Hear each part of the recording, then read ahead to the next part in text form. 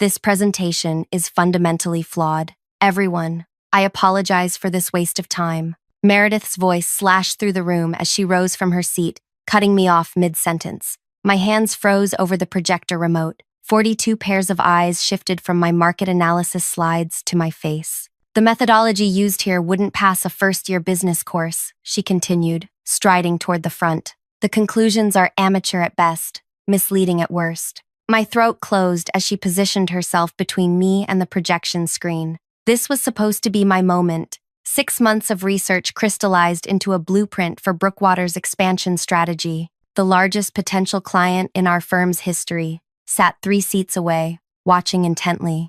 The growth projections ignore basic market saturation principles, Meredith said, her voice dripping with artificial concern. The competitive analysis misses 3 major players. She hadn't reviewed my work before today, hadn't asked to see it, hadn't shown any interest at all. Until now, in front of everyone. I'm embarrassed this made it to presentation stage, she said, sighing dramatically. Tegan clearly isn't ready for client-facing work. Heat crept up my neck as whispers rustled through the room. The marketing director looked away uncomfortably. The CEO frowned. Junior analysts studied their notepads with sudden interest. I stood frozen, clutching my remote like a lifeline, as Meredith continued dismantling 6 months of my life, point by excruciating point. My phone buzzed in my jacket pocket, then again, and again. When Meredith finally wound down her assassination, she turned to me with a tight smile. Why don't you take a seat and I'll walk everyone through the actual situation.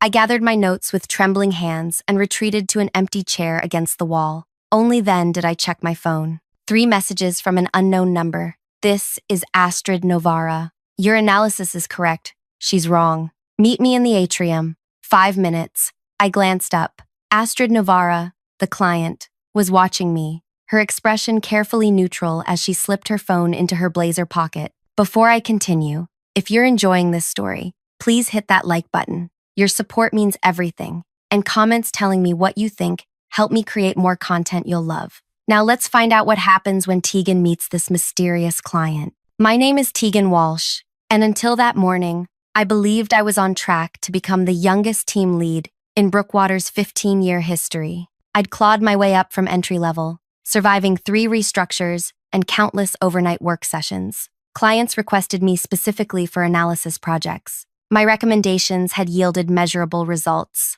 None of that mattered after Meredith Benedict became division head. I slipped out of the conference room while Meredith launched into her alternative presentation, slides I'd never seen, using data that contradicted everything I'd researched. Nobody noticed me leave except Astrid Novara, who gave me the slightest nod. The glass-domed atrium stood empty at 10:30 on a Tuesday morning. I paced between potted trees, my mind replaying each cutting remark, each dismissive gesture. Had I missed something critical? Had my analysis truly been that flawed? Your methodology was sound.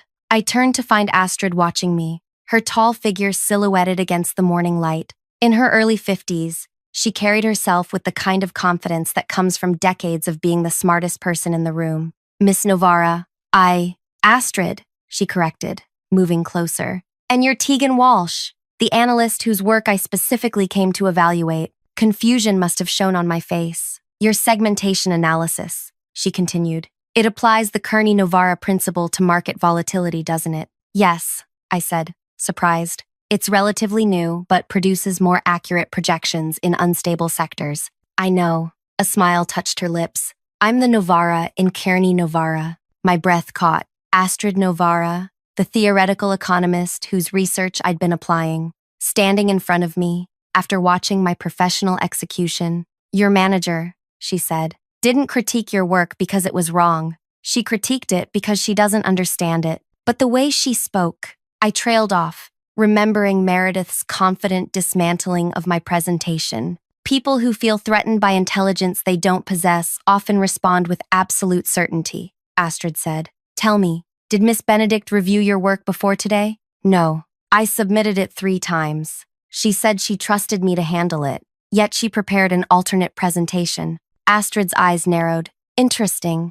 A group of executives passed through the atrium, and Astrid guided me toward a quieter corner. I've been watching Brookwater for months, she said, lowering her voice. Your growth models caught my attention. They mirror projections my own team created, projections that weren't publicly available. I built them from scratch, I said quickly, alarmed at the implication. I believe you. That's why I'm here. She studied me carefully. Tegan, do you know why Veltra Industries is considering Brookwater for this contract? Veltra Industries, a manufacturing giant 10 times our size. Landing them would transform Brookwater overnight. Your expansion into sustainable materials, I ventured. You need market analysis for 5 new product lines. That's the official reason, she agreed. But I specifically requested the analyst who produced the Thomson-Hardy report last year. You. My confusion deepened. Meredith took credit for that report. She received the industry award. Astrid's expression hardened. Did she now? We were interrupted by Astrid's assistant, signaling it was time to return. As we walked back, Astrid spoke quietly. Your manager doesn't know who I am beyond my title. She doesn't know I authored the methodology she just ridiculed. Most importantly, she doesn't know I recognize what's happening here. She stopped, fixing me with an intense gaze. What will you do now? What could I do? Meredith had systematically undermined me in front of the entire executive team. My word against hers. I don't know, I admitted. Think carefully, she advised. Some battles are won with direct confrontation. Others require strategy. She handed me her business card, plain white with only a phone number. When you decide, call me. I returned to find the meeting concluding. Meredith was accepting congratulations from the CEO while Astrid spoke with our chief financial officer.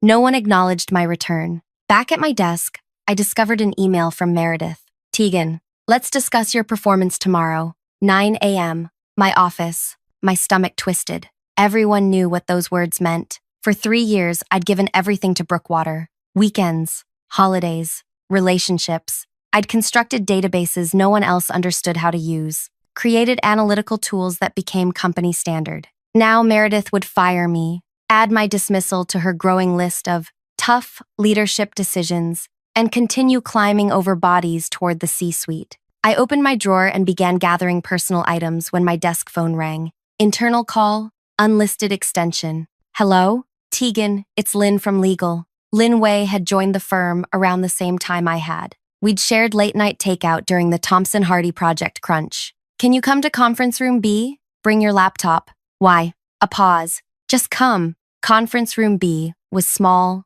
windowless, typically used for internal meetings. I found Lynn waiting with Sharon from HR. My termination was happening faster than expected. Close the door, Sharon said, her expression unreadable. If this is about this morning, I began. It's not what you think, Lynn interrupted. We need to see your original Thomson-Hardy files. I hesitated, confused by the request. Please, Sharon added. This isn't against you. I opened my laptop, navigating to the archive folder. Why do you need these? The report was published last year. Lynn and Sharon exchanged glances.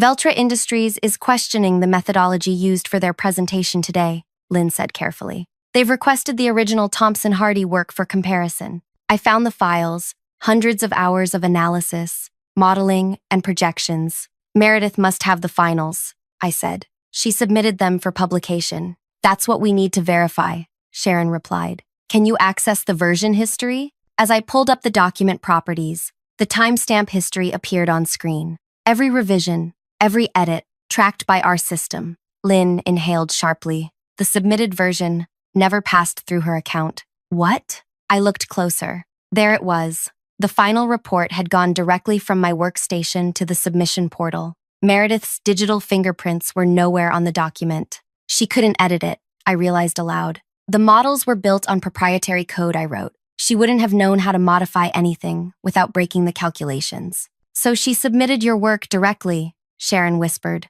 claimed sole authorship, accepted an industry award. The door opened. We all startled guiltily. Astrid Novara stood in the doorway, the CEO 2 steps behind her. Found what you needed? Astrid asked, her eyes meeting mine. I nodded, unable to speak as understanding dawned. Excellent, she said. Now, Tegan, I believe we have a strategy to discuss. The CEO's expression was unreadable as he surveyed the room. Miss Novara has raised concerns about the presentation today, he said, his voice carefully measured. She believes there may have been a misattribution of work. Astrid glanced at my laptop screen. Interesting timestamps. My heart hammered against my ribs. This moment could destroy my career or save it. Mr. Brooks, if I could have a moment with Tegan alone, Astrid said. The CEO hesitated, then nodded. Take conference room A. It's more comfortable. He turned to Sharon and Lynn. I need both of you to maintain absolute confidentiality about what you've seen.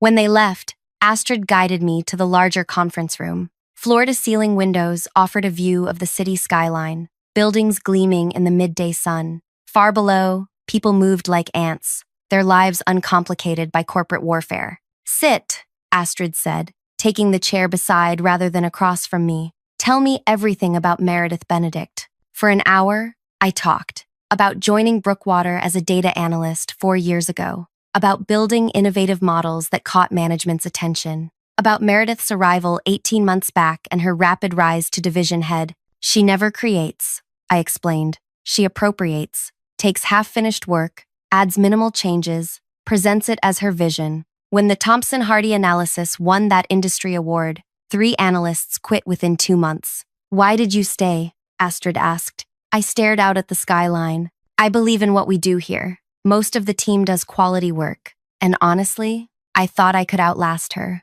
Astrid nodded slowly. Meredith doesn't know who I really am. That gives us an advantage. She leaned closer. Tell me, Tegan, what do you want? What do I want? Justice? Revenge? Your name cleared? Her removed? Be specific. I considered the question. What did I want? The humiliation from this morning still burned raw in my stomach. The Thomson-Hardy theft still stung. But it wasn't just about me. I want everyone to see her for what she really is, I said finally. And I want to make sure she can't do this to anyone else. Astrid smiled for the first time. A small, satisfied curve of her lips. Good. Here's what happens next. She outlined a plan so breathtakingly simple yet devious that I almost couldn't believe it would work. You're sure? I asked when she finished. Trust me, she said, rising. I've dealt with Merediths before. Just follow my lead and be ready. As she walked out, I wondered if I'd just made a deal with a devil of my own. Back at my desk, a new email awaited. Meeting change. Career discussion with M. Benedict, rescheduled to 4:30 p.m. today. 4 hours to prepare for what would likely be my termination. I spent them gathering files, backing up personal work, and trying to calm the tremor in my hands. At 4:25, I took the elevator to the executive floor, where Meredith's corner office looked out over the park. Her assistant waved me through with a pitying glance. Meredith sat behind her glass desk, scrolling through her phone. She didn't look up when I entered. Close the door, she said. I did, remaining standing until she finally acknowledged me, with a flick of her eyes. Sit. I sank into the chair across from her, noticing for the first time how the seating was arranged. Her chair elevated slightly higher than visitors, forcing them to look up at her. This morning was unfortunate, she began, setting her phone down. But perhaps necessary. Necessary? Sometimes we need a wake-up call to understand our limitations. Her voice carried a practiced compassion. You're clearly not ready for client-facing work. The Kearney-Novara methodology is sound, I said quietly. It's been validated across multiple industries. Something flickered behind her eyes, surprised perhaps that I wasn't breaking down. That academic nonsense has no place in practical business applications, she said, waving a dismissive hand. But that's not why we're here. Your performance over the past quarter has been concerning. She slid a paper across the desk. A performance improvement plan. 90 days to meet impossible metrics or face termination. You're putting me on a PIP? I asked, scanning the document. Consider it an opportunity to realign your work with Brookwater's expectations. Her smile never reached her eyes. Or you can resign today. A clean break might be better for your career. I knew this game. The PIP wasn't meant to be survived. It was constructed to create a paper trail, justifying my eventual firing. Who will handle the Veltra account? I asked. She leaned back, satisfied that I understood my position. I'll manage it personally. Astrid Navarra was quite impressed with my approach this morning. The lie was so brazen, I almost laughed. Instead, I nodded slowly. I need your decision by morning, she continued. PIP or resignation. She checked her watch. I have dinner with the executive committee in 30 minutes. Take the evening to think it over. As I stood to leave, my phone buzzed with a message. I checked it, then paused at the door. Meredith? One question. She glanced up, already mentally moved on from destroying my career. The Thompson-Hardy report. Did you ever read it? Her expression tightened. I wrote it.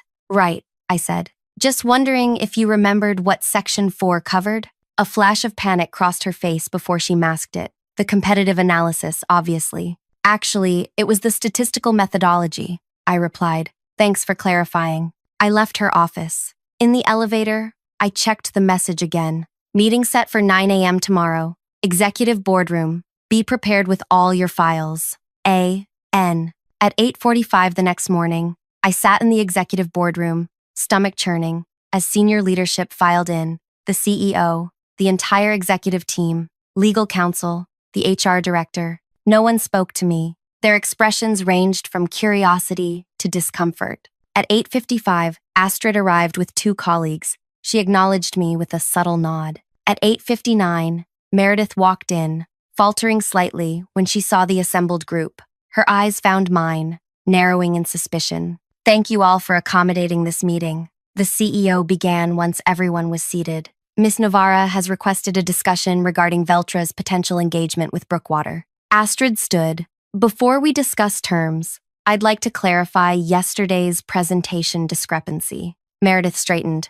I'd be happy to walk through the technical aspects again. That won't be necessary, Astrid replied. I'm more interested in understanding Brookwater's internal attribution policies. The CEO frowned. Attribution policies? Yes. How do you determine who receives credit for analytical models and methodological approaches? An uncomfortable silence fell over the room. The CEO glanced at the legal counsel. We have standard intellectual property guidelines, he said carefully. All work produced by our teams belongs to Brookwater, but individual contributors are acknowledged in our internal systems. Excellent, Astrid said, opening her laptop. Then I'd like to discuss the Thompson-Hardy report from last year, which won the Kelvin Innovation Award for Analytical Excellence. Meredith's face drained of color. I don't see how that's relevant to Veltra's engagement. Indulge me, Astrid replied with a thin smile.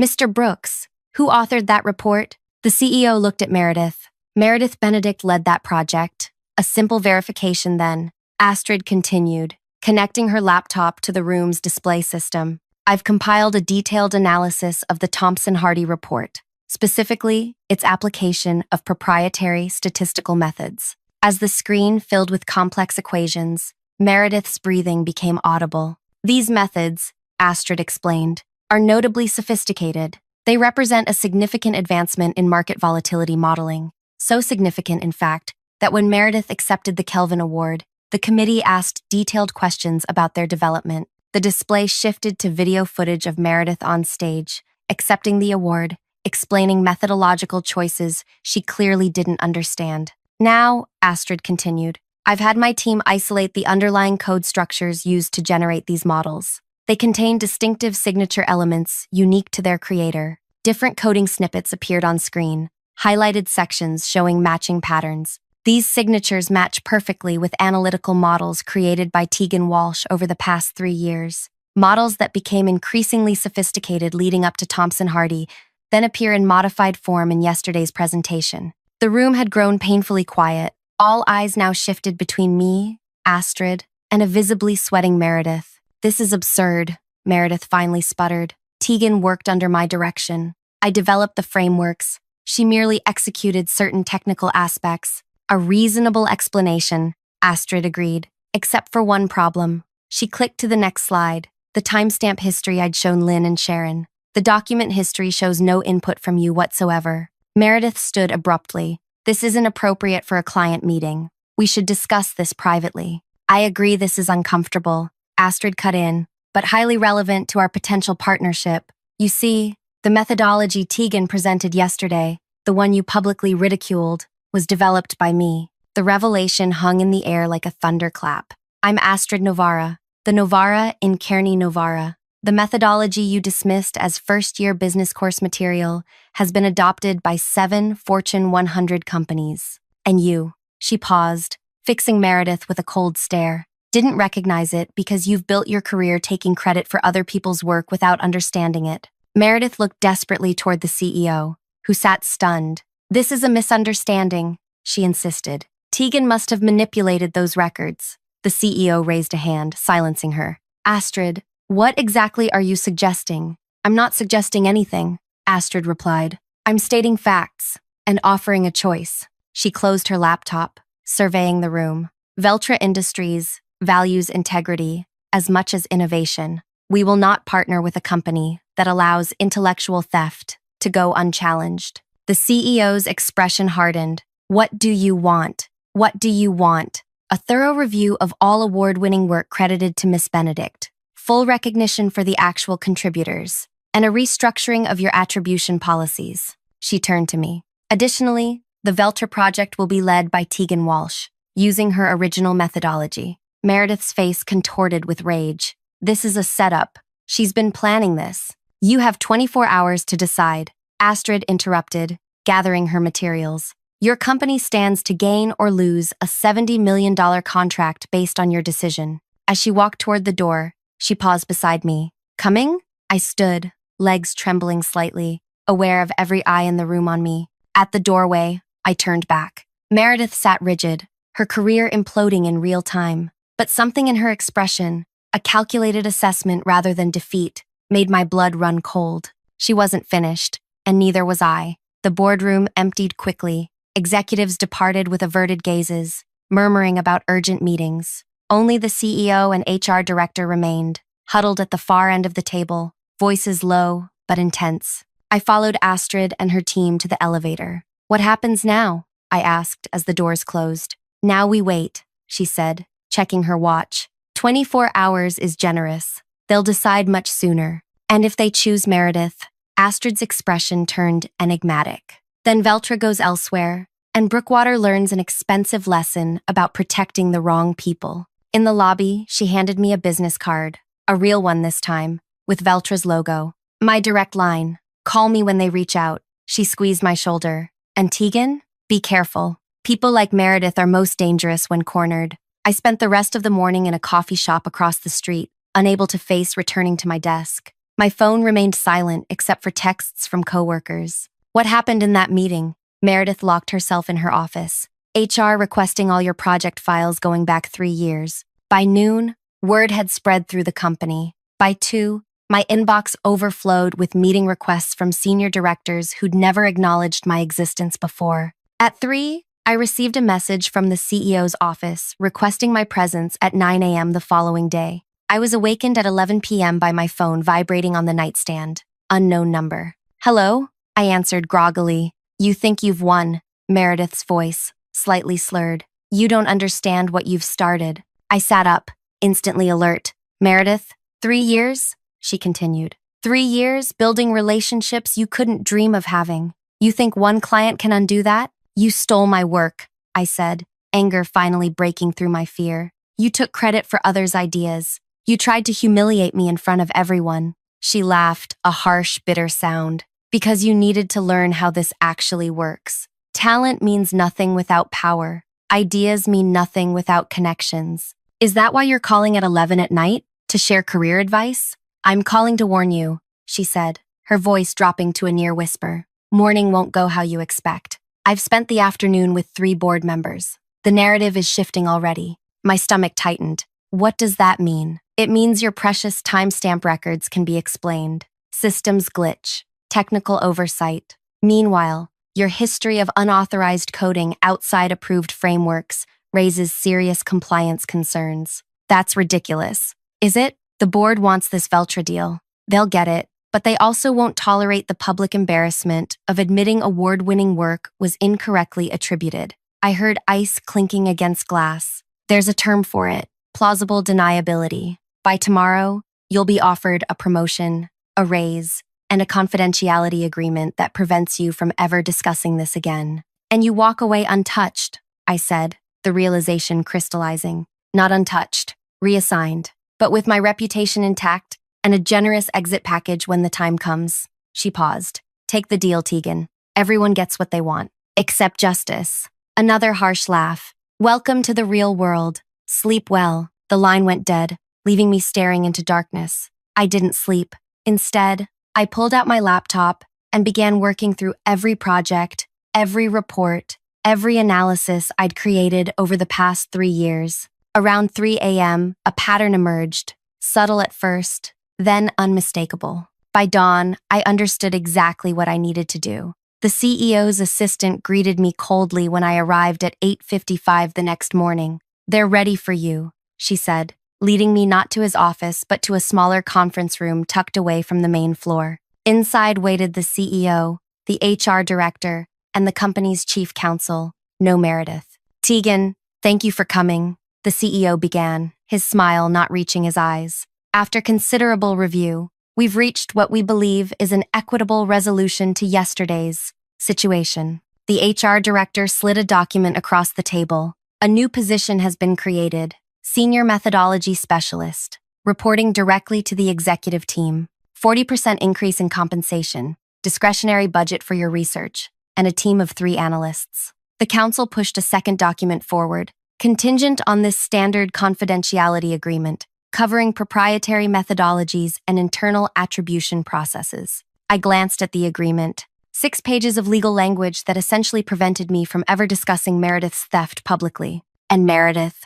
I asked. The 3 exchanged glances. "Miss Benedict will transition to a strategic advisory role," the CEO said carefully. "Less operational involvement, more focus on client relationships." Exactly as she'd predicted. A face-saving reassignment rather than accountability. "And the Veltra contract?" "Miss Novara has agreed to the arrangement, provided you lead the project using your original methodology." He leaned forward. "This is a win for everyone, Tegan. Recognition of your work, career advancement, significant financial gain." I studied their faces, 3 powerful people who thought they were managing a problem rather than addressing an injustice. "I need to make a call before I sign," I said. The CEO's smile tightened. "Of course, we'll give you privacy." When they left, I dialed Astrid. "They offered the deal," I said when she answered. "As expected," she replied. "The question is, do you accept it? You knew this would happen." "I know how corporations function," she said. "They protect their reputation above all else. Admitting error creates liability. So this was pointless? Not at all. You've been offered power and position. You could take it, build your career, learn to play their game better than Meredith ever could."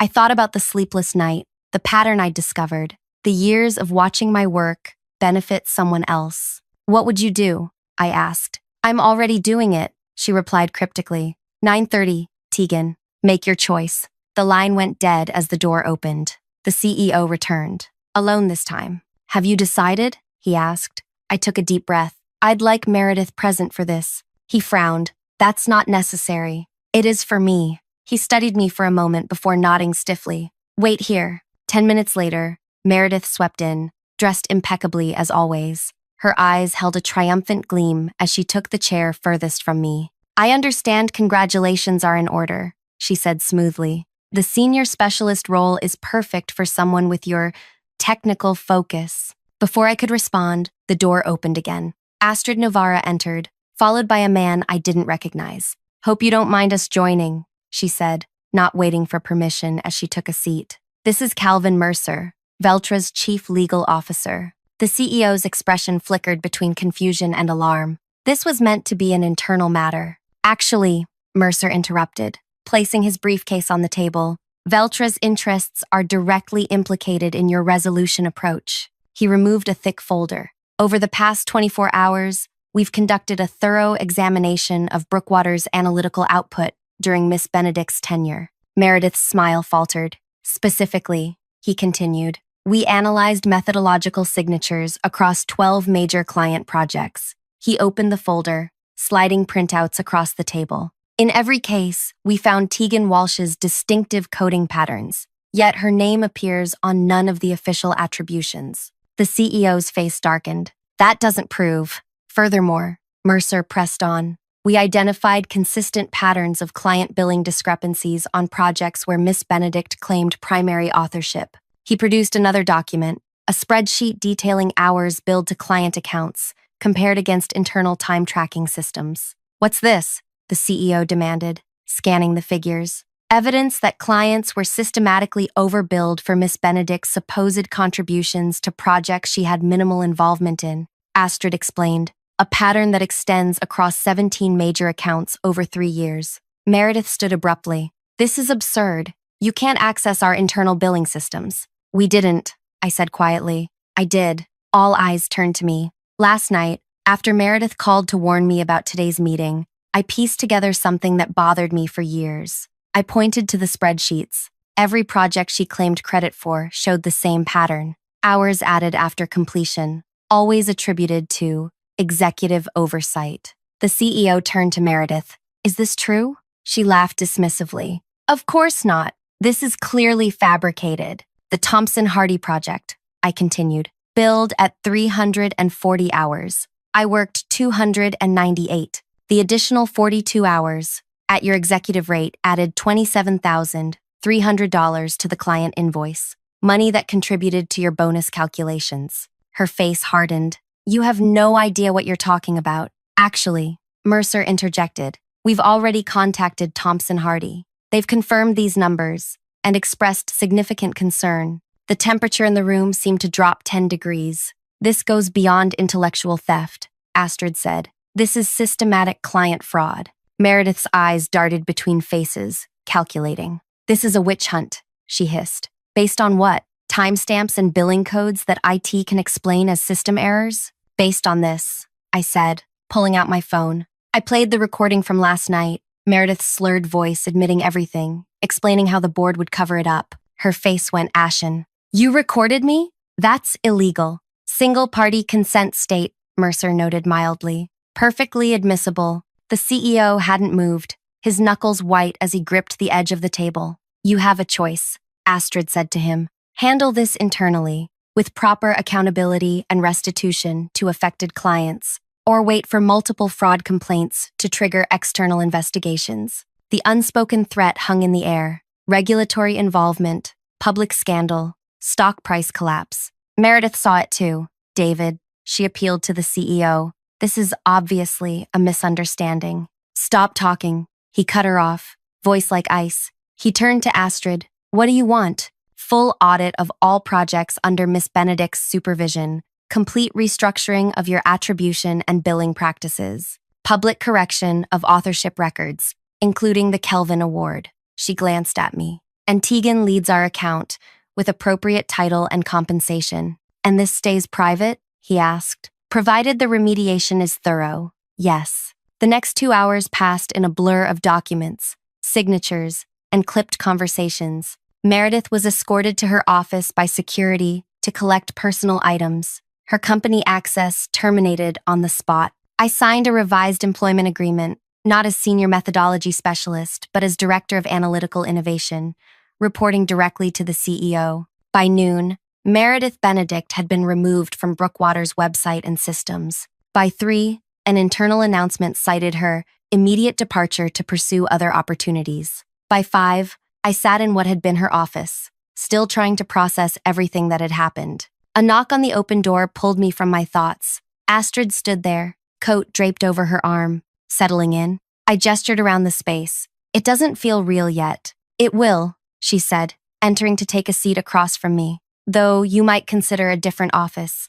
This one has lingering energy. I smiled despite myself. You planned all this from the beginning, didn't you? From the moment you recognized my methodology in the presentation materials. She considered this. I recognized a familiar story. Talented person being exploited by someone with power. I've seen it too many times. She paused. But the beauty of your revenge wasn't my planning, Tegan. It was that you created the conditions for Meredith to destroy herself. What do you mean? You built analytical systems so sophisticated that she couldn't understand them, yet so valuable she had to claim them. You documented everything meticulously, creating a record she never thought you'd use. You worked with such integrity that when the moment came, people believed you instead of her. She smiled. The most elegant revenge doesn't require you to attack your enemy. It simply creates a space where their true nature becomes their downfall. She rose to leave, then turned back. The Veltra contract is real, by the way,